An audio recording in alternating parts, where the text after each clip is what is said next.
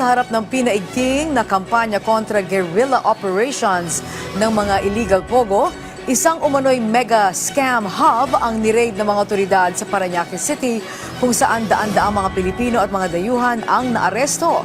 At ang panloloko nito hindi lamang isa kundi tatlong klase pa. Si Isaiah Mirafuentes sa sentro ng balita.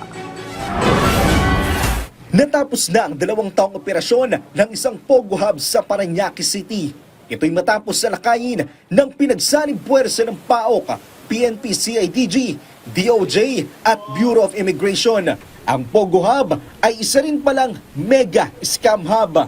So, meron tayong natanggap ng mga impormasyon, itong ATI building dito sa Parañaque, meron daw illegal na pogo. So, matagal na rin minamanmanan ito.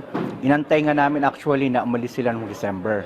Last year pa namin itong namamanmanan. Napagalamang nagsasagawa ng investment scam, love scam at online betting ang nabistong Pogo Hub.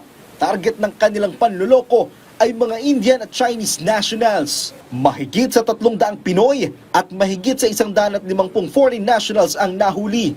Chinese, Vietnamese, Indonesians at Malaysians ang mga dayuhan. Naaktuhan din ng mga otoridad ang isa sa mga leader ng nasabing mega scam hub. Are you aware that this is illegal? How long have you been here in the Philippines, sir?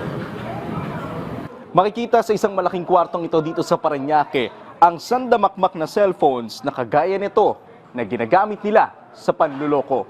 Nagkalat din ang sandamakmak na SIM cards na may mga Chinese language pa. Ang mga Pinoy na nahuli, iginiit na hindi sila nanggogoyo. Never po kami.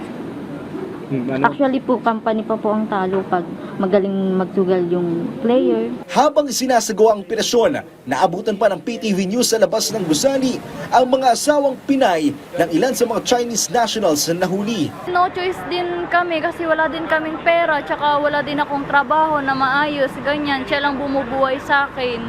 Kaya tawag doon kahit na ganyan yung work niya, wala din akong magawa. Ito na ang pinakamalaking operasyon ng PAOK matapos may deklara ang Pogo Ban sa bansa ni President Ferdinand R. Marcos Jr. Ipinagtataka pa ng mga otoridad kung bakit lumusot ang kanilang business permit mula sa Parañaque LGU. Isa sa ilalim sa inquest ng mga nahuling individual at pauwi na ang mga foreign nationals sa kanilang mga bansa. Isaiah Mirafuentes para sa Pambansang TV sa Bagong Pilipinas.